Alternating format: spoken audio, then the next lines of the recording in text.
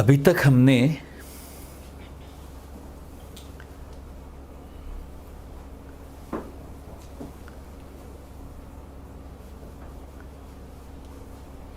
धर्म को गहराई से समझने की चेष्टा की और उसमें मनुष्य जन्म के इस सुंदर अवसर का सर्वोत्तम उपयोग कर सकें, उसके लिए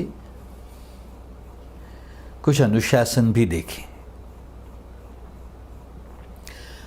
ये भी देखा कि फाइनली इस शरीर के रहते हम जो भी किरदार निभाएंगे, जैसे ही ये शरीर छूटेगा सब के सब किरदार एक साथ में ख़त्म हो जाएंगे।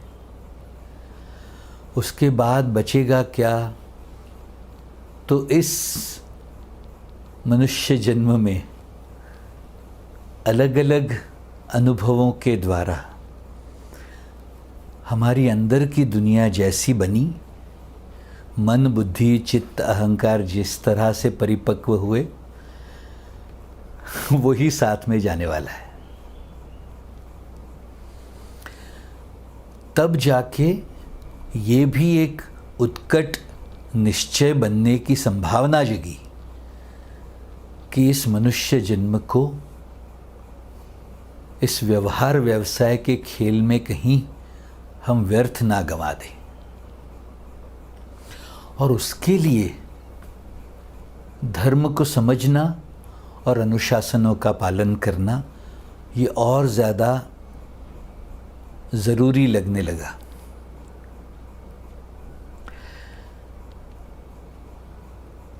एक सिनॉप्सिस अगर कहा जाए तो मैं कहता हूँ, हर जीव की अंदर की सुंदर ताकतों को फुल्ली ब्लॉसम करते हुए जीवन जीना ये धर्म है, और उसके अंदर बाधा बनने वाली हर क्लिष्ट वृत्ति को, नकारात्मक ताकत को, हर हानिकारक आदत को त्यागते जाना भी धर्म ही है।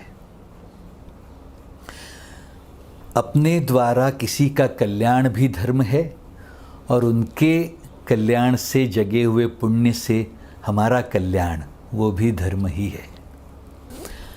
आज हम शुरुआत कर रहे हैं अब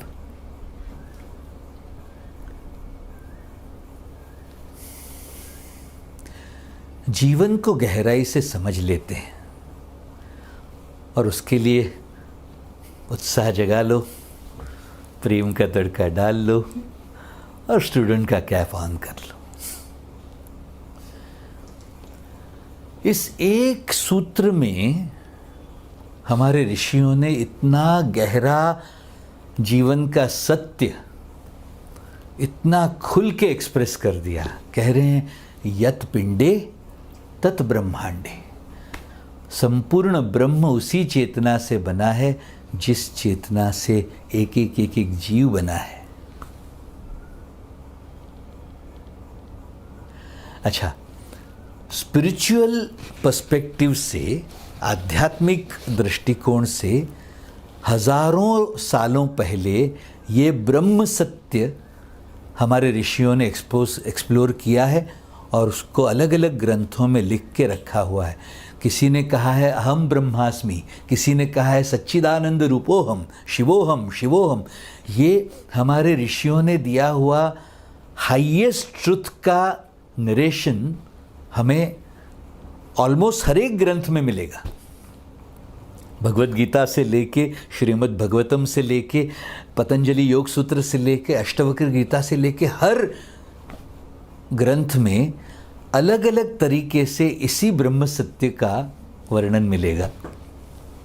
और रिसेंटली कुछ 40, 50, 60, 100 साल पहले जब साइंटिफिक पर्सपेक्टिव से साइंटिस्ट ने उसको एक्सप्लोर करने का प्रयत्न किया ब्रह्म को, तो उन्होंने भी एग्जैक्टली यही पाया।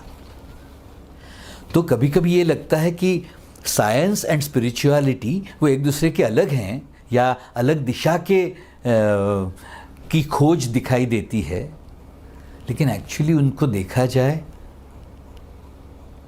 तो तरीके अलग हैं, लेकिन खोज उसी चेतना को रहे हैं दोनों। साइंस वो गैजेट्स एंड इंस्ट्रूमेंट्स एंड अलग अलग संसाधनों के माध्यम से, उपकरणों के माध्यम से जीवन दुनिया को, चेतना को, 5 तत्वों को समझने की चेष्टा कर रहा है। और वही एक्सप्लोरेशन स्पिरिचुअल साइंटिस्ट ने, मैं उनको जो ऋषि मुनि जो हैं उनको मैं स्पिरिचुअल साइंटिस्ट कहता हूँ, उन्होंने अपनी बुद्धि, अपने ध्यान, अपनी जीवन की समझ का इस्तेमाल करते हुए, सेंसिंग एबिलिटी का इस्तेमाल करते हुए वही सत्य खोजा है।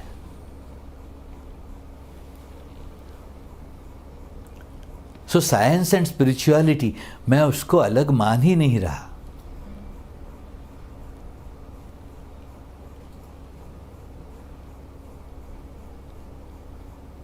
ऐसा ही एक खेल है। मैं साइंस के पर्सपेक्टिव से अगर देखूं इसको, तो साइंटिस्ट ने क्या किया, तो ब्रह्म को समझने के लिए उन्होंने टेलीस्कोप्स का इस्तेमाल किया। अच्छा, जहां जहां उनकी नज़र पहुंची टेलीस्कोप्स के द्वारा, उनको अति विशाल गैलेक्सीज नज़र आई। अभी तक उन्होंने 500 बिलियन गैलेक्सीज देखी हैं, 500 अरब गैलेक्सीज नज़र आई हैं उनको, उसके परे उनकी नज़र पहुंची नहीं। यानी ब्रह्मांड में सचमुच कितनी गैलेक्सीज है अभी तक किसी को नहीं पता। साइंटिफिक पर्सपेक्टिव से ये बात कह रहे हैं। स्पिरिचुअल पर्सपेक्टिव से देखो तो हमेशा से इस ब्रह्मांड को अनंत ब्रह्म कहा है, एंडलेस यूनिवर्स कहा है, क्योंकि अभी तक अंत समझ में नहीं आया है। अच्छा, हर गैलेक्सी के अंदर के लाखों करोड़ों तारों को देखा गया।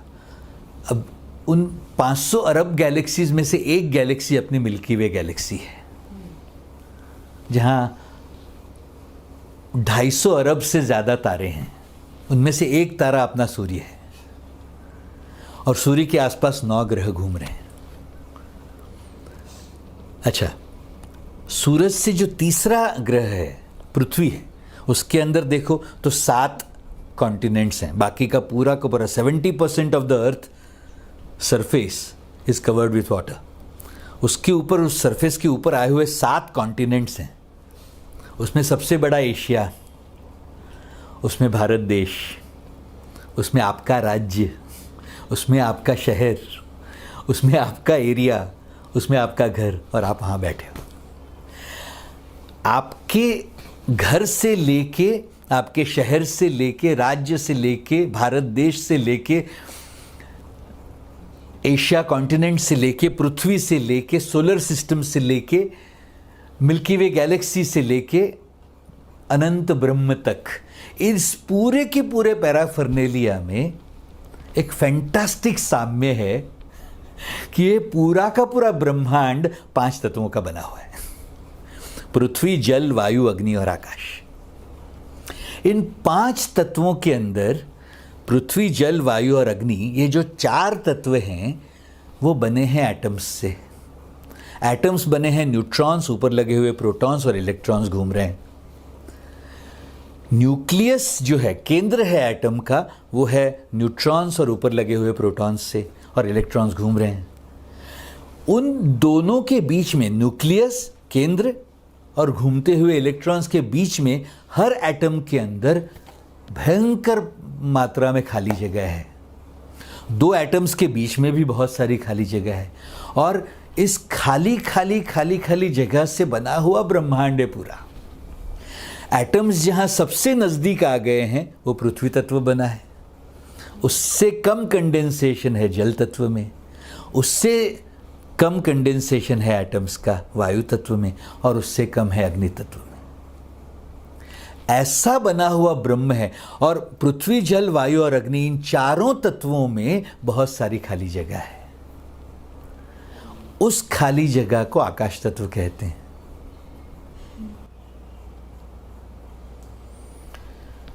जब nuclear scientists and quantum physicist इन्होंने इन पांचों तत्वों को और गहराई से समझने के लिए इन पांचों तत्वों के अलग अलग टुकड़ों को बड़े बड़े माइक्रोस्कोप्स के अंदर मैग्नीफाई करके देखा तो रियली अमेजिंग अनुभव हुआ है उन्हें। पृथ्वी, जल, वायु और अग्नि, ये चारों तत्व एटम्स से बने हैं। एटम्स जहाँ सबसे ज़्यादा कंडेंस हो गए, सबसे ज़्यादा घनीभूत हो गए हैं, सबसे नज़दीक आ गए हैं, वो पृथ्वी तत्व बना है। उससे कम कंडेंसेशन है एटम्स का जल तत्व में, उससे कम है वायु तत्व में, और सबसे कम कंडेंस्ड फॉर्म एटम्स का अग्नि तत्व में। न्यूट्रॉन, प्रोटॉन्स और इलेक्ट्रॉन्स, इनसे बने हुए एटम्स पृथ्वी, जल, वायु और अग्नि चारों तत्वों को बना रहे हैं। और चारों तत्वों में न्यूक्लियस और घूमते हुए इलेक्ट्रॉन्स के बीच में जो खाली जगह है, जिसको आकाश तत्व कह रहे हैं, उसका जब नाप निकाला गया तो देखा उन्होंने कि 99.99999999% एम्प्टी स्पेस है। 99 के बाद पॉइंट के बाद 9 बार 9, 99.99999999% एम्प्टी स्पेस है। एंड जो फिजिकल द्रव्य है, फिजिकल मास है, वो 0.0000000001% है। 0 के बाद 8, 0 के बाद 1, इतना ही द्रव्य है, मास है। बाकी पूरा ब्रह्मांड खाली खाली खाली खाली ही है। और उस खालीपन को जब उन्होंने समझने की चेष्टा की, क्यों? क्योंकि उन्होंने ये देखा कि एटम के लेवल पर भी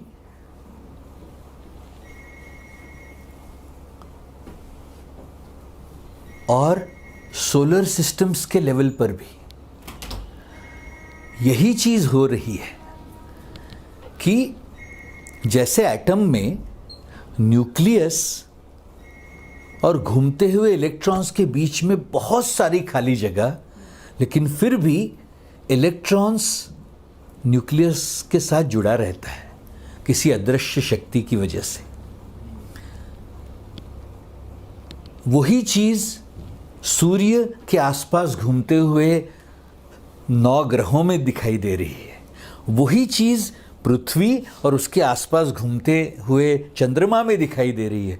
इतनी विशाल खाली जगह होने के बावजूद चंद्रमा पृथ्वी के इर्द गिर्द ही घूमता है, अंतरिक्ष में डिस्पर्स नहीं हो जाता। 9 ग्रह सोलर वो सूर्य के आसपास ही घूमते रहते हैं, सौर मंडल में डिस्पर्स नहीं हो जाते। वो क्या शक्ति है, ये समझने के लिए साइंटिस्ट ने ये जो खाली जगह दिख रही है न्यूक्लियस और घूमते हुए इलेक्ट्रॉन्स के बीच में, उसको टैप करके उसको समझने की चेष्टा की। तब उनको समझ में आया कि ये अपेरेंटली खाली दिखने वाली जगह खाली है ही नहीं, प्योर एनर्जी से बनी हुई है, भरी हुई है। उस एम्प्टीनेस में प्योर एनर्जी है। और एटम के अंदर भी खाली जगह में प्योर एनर्जी, 2, 4, 5 जो भी एटम्स बने हैं जिससे पृथ्वी, जल, वायु, अग्नि चारों तत्व बने हैं, हर एटम के अंदर भी और 2 एटम्स के बीच में भी tremendous amount of empty space, और हर एम्प्टी स्पेस भरी हुई है एनर्जी से। आपने वो जो इक्वेशन सुना होगा, E is equal to mc²। ये जो E है, ये जो एनर्जी है, वो एनर्जी पूरी की पूरी ब्रह्मांड में व्याप्त है। इसी एनर्जी को हजारों सालों पहले, विदाउट यूजिंग एनी टेलीस्कोप और माइक्रोस्कोप, हमारे ऋषि मुनियों ने समझा हुआ है, जाना हुआ है, डॉक्यूमेंट करके रखा हुआ है स्पिरिचुअल बुक्स में। इस एनर्जी को हमारे ऋषि कॉन्शियसनेस कहते हैं, चेतना कहते हैं। साइंटिफिकली ये प्रूव हुआ कि पांचों तत्व एनर्जी से ही बने हैं। उसी एनर्जी के अलग अलग स्वरूप हैं, और ये बात 15,000 14,000 साल पहले ऋषि वशिष्ठ जी ने रामचंद्र जी को ब्रह्म ज्ञान सुनाते हुए डॉक्यूमेंट करके रखी हुई है। वो कह रहे हैं संपूर्ण ब्रह्मांड एक ही चेतना का बना हुआ है, और ये जो 5 तत्व हैं वो उसी चेतना के अलग अलग स्वरूप हैं। सबसे स्थूल स्वरूप पृथ्वी तत्व है, सबसे सूक्ष्म स्वरूप आकाश तत्व है। पूरा ब्रह्मांड एक एनर्जी का ही फील्ड है, चेतना का ही एक क्षेत्र है। अच्छा, मॉडर्न साइंस यहाँ आके रुक गया, इसके आगे अभी तक नहीं जा पाया है। हमारे ऋषियों ने उसी चेतना को, उसी एनर्जी को और गहराई से समझा हुआ है। उन्होंने ये भी समझा है कि ये चेतना किस चीज से बनी है। मॉडर्न साइंस के ये कह रहा है कि पूरा ब्रह्मांड 5 तत्वों से बना है, पांचों तत्व एनर्जी से ही बने हैं। हमारे ऋषि और गहराई से उसको समझते हुए ये डिक्लेयर कर रहे हैं कि ब्रह्म चेतना से बना है। पृथ्वी, जल, वायु, अग्नि और आकाश, ये उसके अलग अलग स्वरूप हैं, और पृथ्वी, जल, वायु या अग्नि, इन चारों तत्वों से बनी हुई कोई भी चीज़ जो विद्यमान है संपूर्ण ब्रह्मांड में, वो जीव ही जीव हैं। निर्जीव ऐसा कुछ है ही नहीं। यानी अगर आप देखो तो ये भी जीव ही है, ये भी जीव ही है, ये भी जीव ही है। और कोई कीड़ा उड़ रहा हो तो वो भी जीव है, पौधे भी जीव ही हैं, पक्षी भी जीव ही हैं, प्राणी भी जीव ही हैं, मनुष्य भी जीव ही हैं। ऐसे पूरे ब्रह्मांड में जो कुछ भी है वो जीव ही जीव है, लेकिन हर जीव की अपनी अपनी स्थिति है उत्क्रांति की। एवोल्यूशन में हर जीव की स्थिति अलग अलग है। उन स्थितियों को हमारे ऋषियों ने योनियां कहा है। आपने ये शब्द सुना होगा, योनि। योनि माने क्या है? It's a stage of evolution. अच्छा, इन योनियों को भी बहुत गहराई से समझ के ऋषियों ने उसके 2 पार्ट किए हैं, 2 विभागों में सेग्रीगेट किया है, अचर योनियां और फिर चर योनियां। अचर योनियां माने क्या कि कोई जीव अगर अचर योनि का जीव है तो वो अपनी इच्छा से एक जगह से दूसरी जगह विचरण नहीं कर सकेगा, मूवमेंट नहीं कर सकता, अचर है। जैसे एवोल्यूशन की स्थितियों में सबसे पहली स्थिति, most initial stage of evolution, कह रहे हैं शीला योनि, पत्थरों की दुनिया है, जिसमें रेत के कण से लेके बड़ी बड़ी शिलाओं से लेके पहाड़ों तक, मेटल्स से लेके मिट्टी तक शीला योनि के जीव हैं। फिर इवॉल्व होते होते उन जीवों को वृक्ष योनि प्राप्त होती है।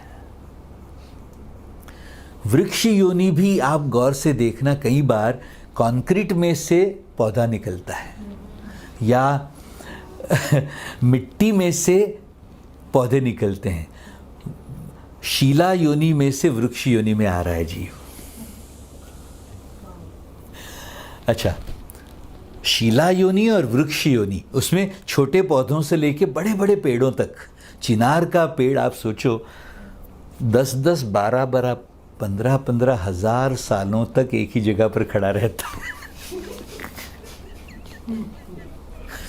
शीला योनि का जीव है जीव ही।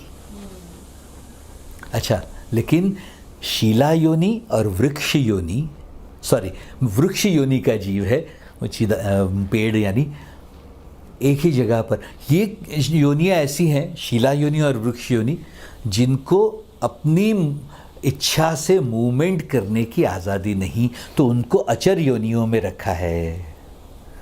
उसके बाद चर योनि प्राप्त होती है किसी जीव को, तो वो कहते हैं कीटक योनि से चर योनि की शुरुआत होती है। कोई छोटा मोटा कीड़ा हो, उससे लेके बड़े बड़े कॉकरोचेस तक का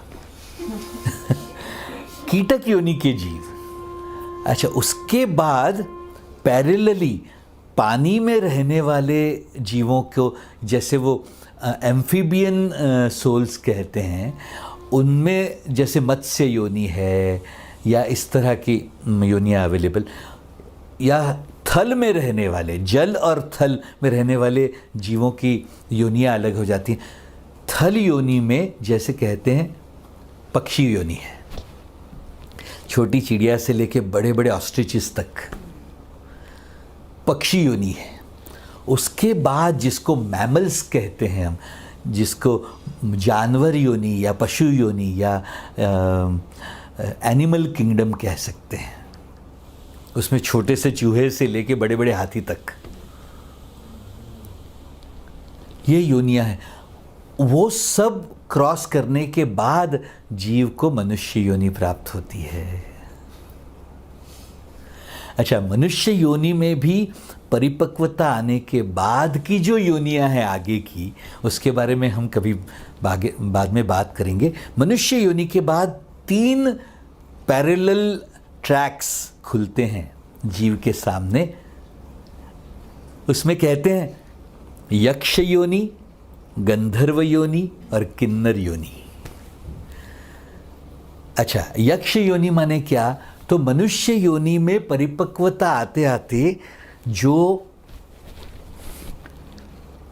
किसी एरिया के रिप्रेजेंटेटिव्स बनने के लिए बड़ी जिम्मेदारियां लेने लगे, वो यक्ष योनि की तरफ गए। जैसे किसी जगह का कोई कॉरपोरेटर बना या मेयर बना या एमएलए एमपी बना, ये यक्ष योनि के जीव हैं। आप देखोगे वो सामान्य लोग नहीं होते। मनुष्य योनि में रहते हुए ही उनको यक्ष योनि प्राप्त हुई हो, तो बड़ी बड़ी जिम्मेदारियां लेने का अपने आप मन करता है उनको। ये यक्ष योनि के जीव। फिर गंधर्व योनि के जीव कौन से? जो आर्ट में रस लेने वाले, डांस में या एक्टिंग में या नृत्य में, अलग अलग तरह के आर्ट्स के द्वारा अपने आप को और सुंदर समृद्ध बनाते जाते हैं। ये गंधर्व योनि के जीव हैं। और उसके बाद तीसरी जो पैरेलल योनि है, जिसको किन्नर योनि कहते हैं। किन्नर योनि माने क्या? वो सेवा के लिए तत्पर होने लगते हैं। मैं इसका एक एग्जाम्पल लूँगा। As an Art of Living teacher मैंने ये रियली हज़ारों बार देखा है। सपोज़ गुरुदेव ने कहा कि भाई यहाँ जाके कोशिश कराओ। अब उस देश में कुछ लोग ऐसे मिल जाते थे हमें, आज भी वही प्रोसेस चल रहा है, कि हम कहीं भी गए तो वो हमारे खाने पीने की व्यवस्था करेंगे, रहने खाने पीने की व्यवस्था होगी, वो हमें इधर उधर लेके जाने की जिम्मेदारी लेंगे। वो सेवा में लगने का उनका अपने आप ही मन होता है।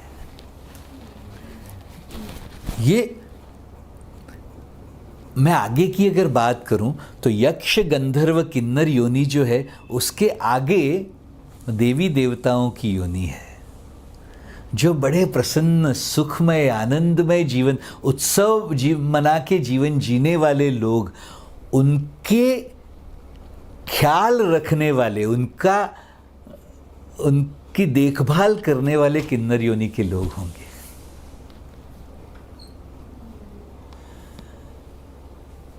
आपने ही देखा होगा, कोई टीचर बन रहा हो तो वो जहाँ जाके कोर्स सिखाने लगेगा, उनका ख्याल रखने के लिए, उनकी नीड्स को संभालने के लिए कोई ना कोई वॉलंटियर लग जाता है काम में।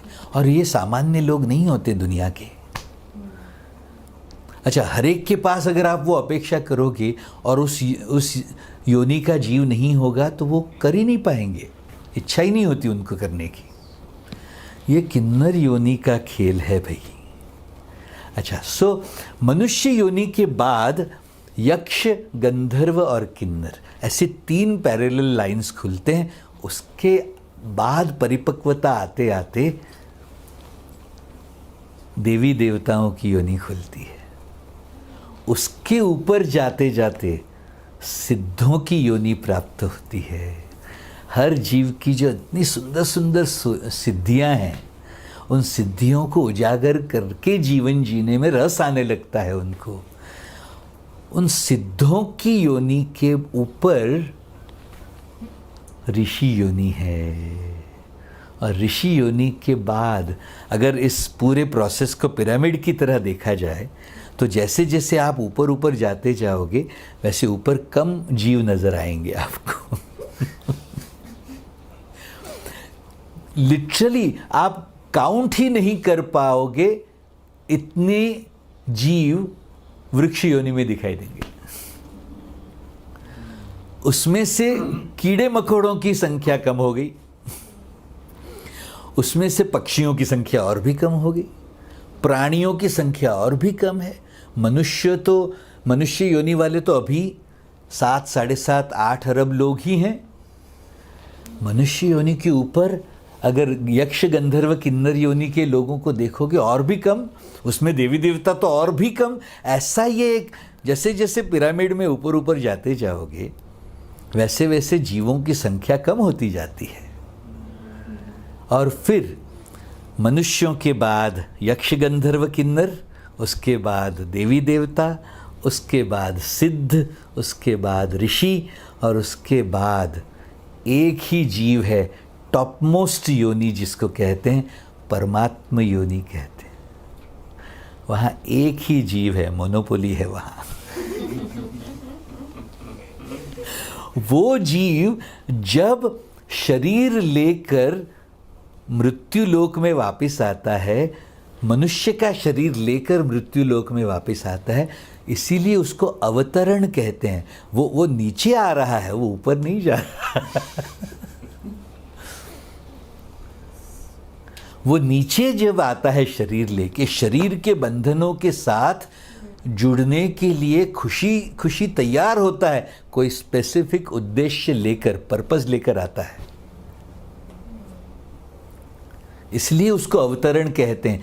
जब वो प्रक्रिया होती है, वो जीव शरीर लेके मृत्युलोक में वापस आता है समष्टि के कल्याण के लिए, तो उसको अवतार कहते हैं माय डियर। परमात्मा योनि का जीव मनुष्य का शरीर लेके आ गया वापस। इसके बारे में फिर कभी ज़्यादा डिटेल में चर्चा करेंगे। मैं ये कह रहा हूँ, ये जो शीला योनि से, वृक्ष योनि से, कीटक योनि से, पक्षी योनि से, प्राणी योनि से, मनुष्य योनि से, फिर आगे की योनियाँ, ये जो एवोल्यूशन का प्रोसेस है, हर जीव की एवोल्यूशन की अपनी स्थिति है। अपनी स्थिति पर हर जीव इवॉल्व करता करता आगे बढ़ रहा है। अच्छा, यहाँ पर जो भी मनुष्य योनि के लोग मेरी बात सुन रहे हैं, उनका एक एक का जीवन देखो। हमने कभी कहीं शुरुआत की होगी वृक्ष योनि से, शीला योनि से। अच्छा, आपने ये शायद सुना भी होगा, सीता मैया भूमिपुत्री थी। और वो द्रौपदी अग्नि से जन्मी थी। अग्नि तत्व का जीव शरीर लेके आया। बहुत सूक्ष्म जगत की बातें हैं ये उस पर्सपेक्टिव से जो समझ नहीं पाता वो इन सुंदर सुंदर रहस्यों को माइथोलॉजिकल स्टोरीज समझ लेता है माय डियर। कहानियां मान लेता है।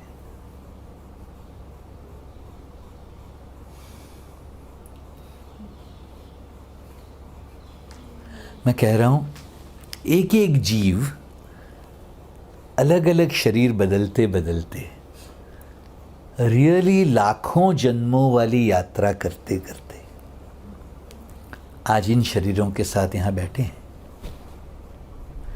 अच्छा, ये प्रोसेस इनेविटेबली हुआ होगा।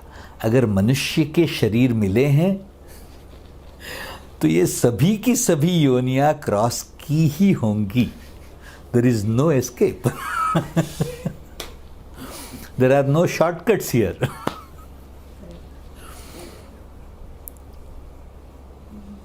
अच्छा, साइंटिफिकली अगर इसी बात को देखा जाए तो ह्यूमन जीनोम का स्टडी करने वाले, जेनेटिक मैपिंग का अध्ययन करने वाले जो साइंटिस्ट्स हैं वो इसी बात को इतना ब्यूटीफुली डिपिक्ट कर रहे हैं। वो क्या कहते हैं, ह्यूमन जीनोम के अंदर अस्तित्व में जितने भी जातियां प्रजातियां हैं उन सभी के ट्रेसेस नजर आए हैं।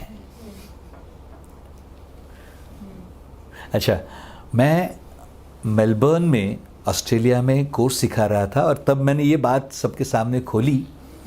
वहाँ रॉबर्ट नाम के एक हमारे साथ पार्टिसिपेंट बैठे थे। वो रियली एंथुजियास्टिकली उठ के खड़े हुए मुझे वो कहते हैं, ऋषि जी आप ये जो डिस्क्राइब कर रहे हो, मैं मेलबर्न यूनिवर्सिटी का जेनेटिक इंजीनियरिंग डिपार्टमेंट का हेड ऑफ द डिपार्टमेंट हूँ। ये बात मुझे लोगों को जब समझानी होती है मैं समझा ही नहीं पाता, और आप कितना इजीली उसको एक्सप्रेस कर रहे हो। वो क्या बोल रहे थे पता है? और एक साइंटिस्ट की जेनेटिक इंजीनियरिंग के हेड ऑफ द डिपार्टमेंट की जब बात सुन रहे हैं हम, इट इज़ रियली एक्साइटिंग। वो क्या कह रहे थे कि जैसे देखने के प्रोसेस में फिजिकल इंस्ट्रूमेंट है आंखों का, आंखों से हम देखते हैं लेकिन फिजिकल इंस्ट्रूमेंट आंख है, देखने वाला मन है।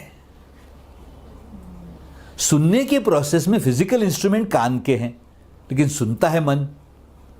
सपोज आप यहां बैठे हो, मेरे शब्द तो आपके कानों पर पड़ ही रहे हैं, लेकिन आपका मन अगर किसी और विचार में हो तो सुनने का प्रोसेस कंप्लीट ही नहीं होता, क्योंकि सुनने वाला मन कुछ और कार्य कर रहा है अभी। वो ये कह रहे हैं सुनने के प्रोसेस में आँखों का, कानों का इंस्ट्रूमेंट यूज होता है, देखने के प्रोसेस में आँखों का इंस्ट्रूमेंट यूज होता है, फिजिकल इंस्ट्रूमेंट आँख या कान है। वैसे ही कर्मों के प्रोसेस में कर्म को फिजिकली होल्ड करने वाला इंस्ट्रूमेंट है जीन्स। ये खुद कह रहे हैं वो। और यही बात जब सुदर्शन क्रिया का साइंटिफिक स्टडी हुआ, उससे होने वाले मिलने वाले रिजल्ट्स का, तो यही समझ में आया जेनेटिक मैपिंग बदल जाता है। माने क्या? कर्म बदल रहे हैं।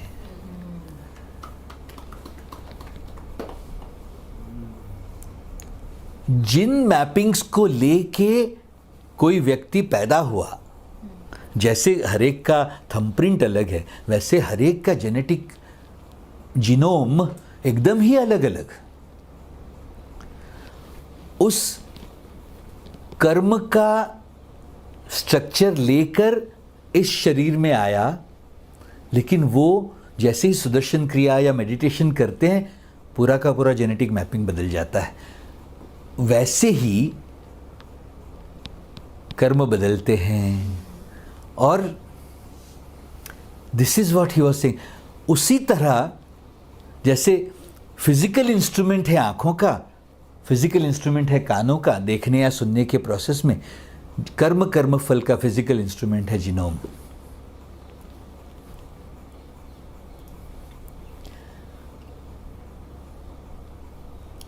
अच्छा, इस मैक्रो समझ को एक एक जीव के जीवन पर अगर हम ले आए, मैं कहता हूं इस मैक्रो से माइक्रो पर आओ, अगर ब्रह्मांड से पिंड पर आओ, यत पिंडे तत् ब्रह्मांडे जो कह रहे हैं, मैं उसको इस तरह से समझाता हूं, ये ब्रह्म अगर चेतना का सागर है तो उसी सागर में बनी हुई ये लहरें हैं, उठी हुई लहरें हैं, ये सब उसी पानी से बनी हुई। गुरुदेव ने वो जो बर्थडे का सॉन्ग दिया है हमें, सागर में एक लहर उठी तेरे नाम की, तुझे मुबारक खुशियां ब्रह्म ज्ञान की, तुझको है अनंत में जाकर मिल जाना, तू है सुंदर बूंद उस चेतना की।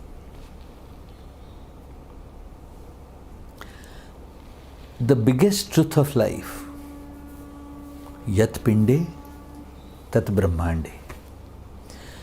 मॉडर्न साइंस को ये बात समझ में आने लगी, संपूर्ण ब्रह्मांड चेतना का ही बना हुआ है, पृथ्वी जल वायु और अग्नि उसी चेतना के अलग अलग स्वरूप हैं, और पूरा का पूरा ब्रह्म आकाश तत्व का खाली ही खाली स्पेस का ही बना है। ये मॉडर्न साइंस का अभी तक का एक्सप्लोरेशन है। स्पिरिचुअल साइंटिस्ट उससे कहीं ज़्यादा आगे निकल गए। उन्होंने पूरे ब्रह्म को अलग अलग योनियों में समझा है गहराई से, और उन्होंने उन सभी जीवों को बनाने वाली चेतना को भी बहुत गहराई से समझा है। ब्रह्म को बनाने वाली चेतना को भी एक्सप्लोर किया है। कह रहे हैं ये जो ब्रह्म की चेतना है, जिसके अंदर व्याप्त हर जीव अपनी अपनी स्थिति पर इवॉल्व कर रहा है, वो चेतना 3 एट्रीब्यूट्स वाली है, 3 लक्षणों वाली है। कह रहे हैं सत, चित और आनंद। उसमें 3 गुण हैं और 3 दोष हैं। तमस, रजस और सत्व, ये 3 गुण हैं। वात, पित्त और कफ, ये 3 दोष हैं। ब्रह्म में भी वही, एक जीव में भी वही। मैं उसको और सिंप्लीफाइड तरीके से अगर एक्सप्रेस करूं, मैं कहता हूं इंडिविजुअल कॉन्शियसनेस जीव आत्मा, कलेक्टिव कॉन्शियसनेस परम आत्मा। जीवात्मा, परमात्मा दोनों बने हैं सत, चित और आनंद से ही। सुन रहे हो मेरी बात? अच्छा, इसको और गहराई से समझना हो, सत, चित और आनंद से ही बना हुआ हर जीव अगर है, तो एक जीव दूसरे जीव से इतना अलग अलग क्यों नजर आता है? तो मैं उसको इस तरह से समझाऊंगा। पूरे ब्रह्म में अगर पानी को आप देखोगे, किसी नल का पानी हो, बोतल का पानी हो, या बारिश का पानी हो, या समंदर का पानी हो, पानी का बेसिक स्ट्रक्चर क्या? तो H2O, 2 एटम्स हाइड्रोजन के, 1 एटम ऑक्सीजन का, मिला के पानी का मॉलिक्यूल बना, H2O बना। बेसिक स्ट्रक्चर एग्जैक्टली यही है हर पानी की बूंद का। लेकिन हर बूंद जिन जिन अनुभवों से गुजरी होगी, कहीं कार्बोनेट इकट्ठा किया, कहीं बाइकार्बोनेट, कहीं कैल्शियम, कहीं मैग्नीशियम, कहीं टोटल डिसॉल्व सॉलिड्स, कहीं हार्डनेस TDS इकट्ठा करते करते हर बूंद का केमिकल कॉम्पोजिशन अलग अलग होगा। एग्जैक्टली लाइक दैट अस्तित्व में जो भी जीव हैं उनका स्वभाव है सत, चित और आनंद का। लेकिन हर जीव जिन अनुभवों से गुजरते गुजरते आज ऐसा बना है, उन अनुभवों का जो असर रह गया, जिसको हम प्रभाव कहेंगे, जिसको हम कर्म कहेंगे, जिसको हम impressions of the past, influence of the past कहते हैं, वो अलग अलग होने की वजह से किसी की चेतना में कोई रस जगा है, किसी और की चेतना में कोई और रस जगा है। किसी की चेतना में वीर रस दिखाई देता है, किसी की चेतना में श्रृंगार रस है, किसी की चेतना में करुणा रस है, किसी की चेतना में बिल्कुल करुणा नहीं दिखती। ऐसे अलग अलग फ्लेवर्स वाले ये हर जीव, लेकिन हर जीव का स्वभाव तो है सच्चित और आनंद का ही।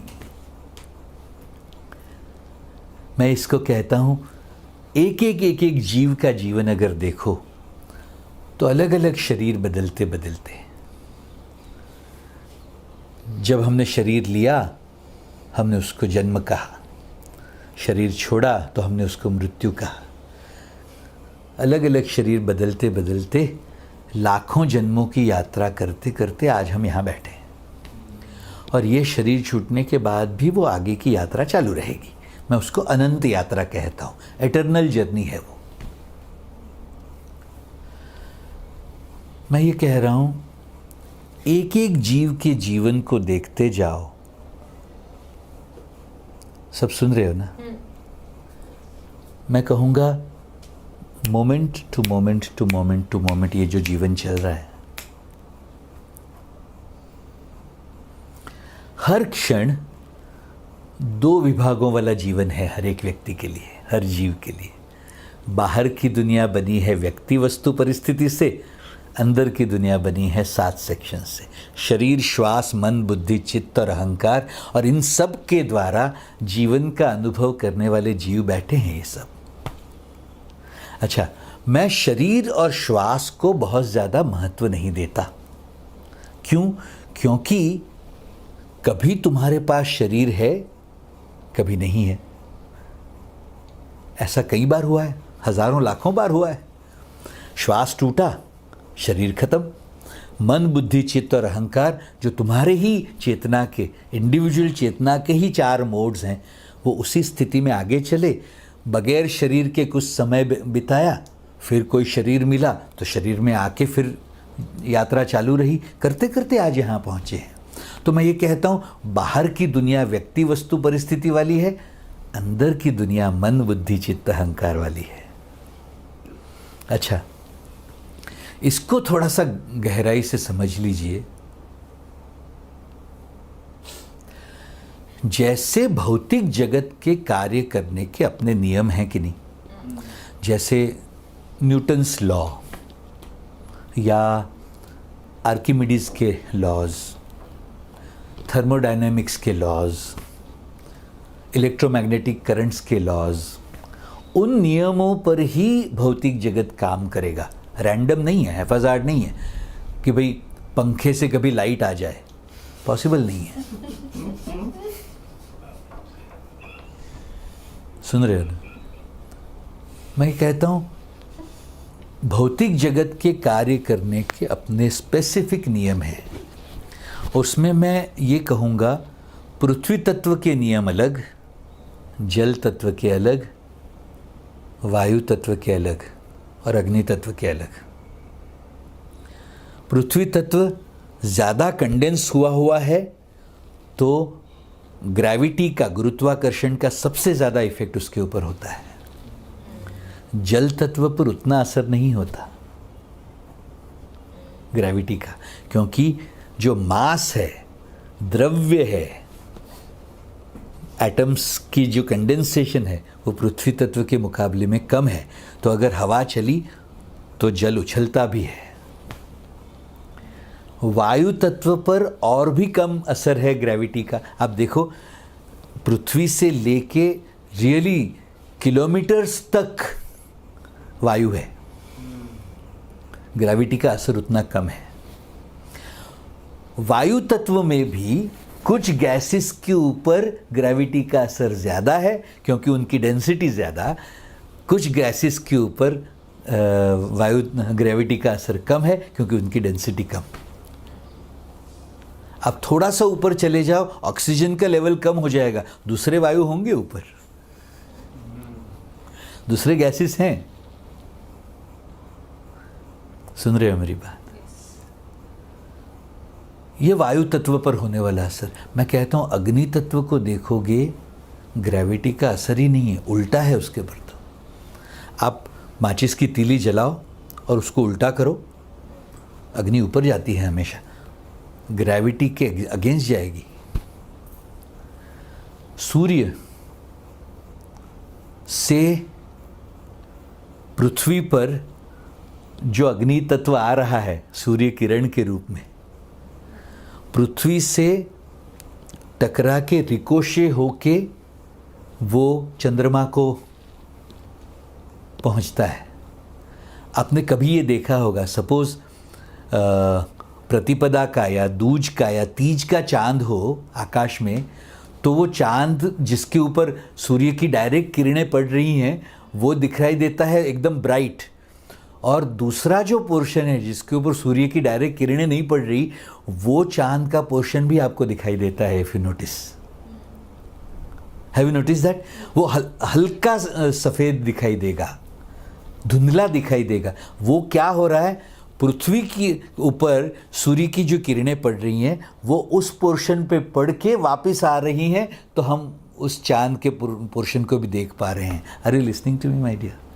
मेरा पॉइंट ये है कि सूर्य का किरण जो अग्नि तत्व का पोर्शन है वो ग्रेविटी से इफेक्टेड ही नहीं है। अग्नि तत्व के ऊपर सबसे कम इफेक्ट है ग्रेविटी का।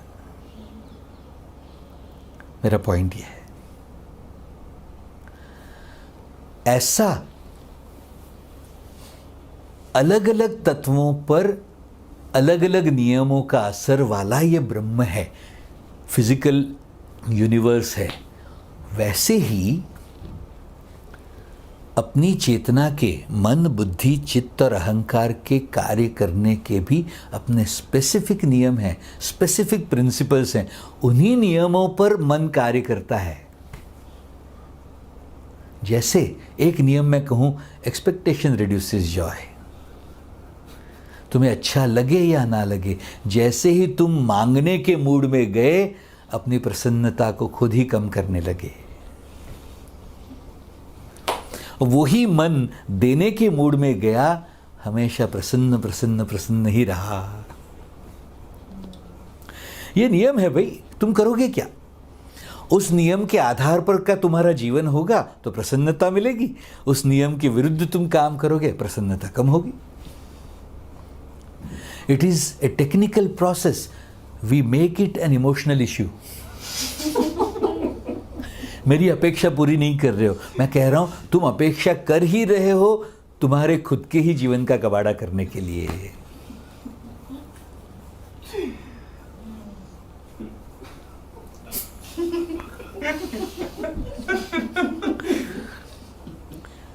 दूसरी, अपनी चेतना का मन, बुद्धि, चित्त, अहंकार, पर्सनल कॉन्शियसनेस का एक और फैंटास्टिक नियम, what you resist will persist. जिस चीज को तुम रोको, प्रतिकार करो, ये नहीं होना चाहिए, ये क्यों हो रहा है, मन में जैसे ही प्रतिकार आता है, तुम्हारा मन कहो, बुद्धि कहो, चित्त कहो, अहंकार कहो, वहां चिपक जाता है। वही बार बार जीता रहेगा। वही तुम कहो प्रतिकार त्याग के स्वीकार कर लो, वो अप्रसन्नता आके निकल जाएगी।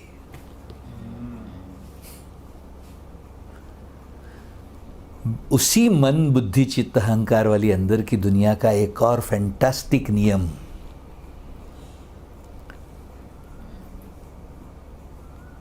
सुन रहे हो? Responsibility increases power.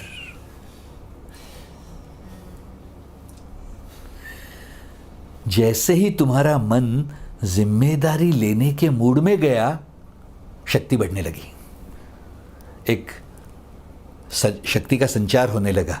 तुम्हारी मन, बुद्धि, चित्त, अहंकार वाली अंदर की दुनिया उस जिम्मेदारी को पूरा करने के लिए ऑलरेडी लग गई, काम में तत्पर होने लगी, उत्साह बढ़ने लगा, पावर बढ़ने लगा, बुद्धि काम में लगने लगी, खट खट खट आगे के दरवाजे खुलने लगे। ऐसी चेतना है हर व्यक्ति की। जैसे बाहर की दुनिया के नियम हैं, वैसे ही अंदर की दुनिया के भी नियम हैं। हम बहुत डिटेल में नहीं जाएंगे, लेकिन मैं कहता हूँ, मन के 3 कार्यों को, बुद्धि के 5 कार्यों को, चित्त के अलग अलग लेवल्स को और ईगो के कुछ फ्लेवर्स को। मन के 3 कार्य, बुद्धि के 5 कार्य, चित्त के 2 लेवल्स और अहंकार के कुछ फ्लेवर्स, इनको समझने की चेष्टा करेंगे।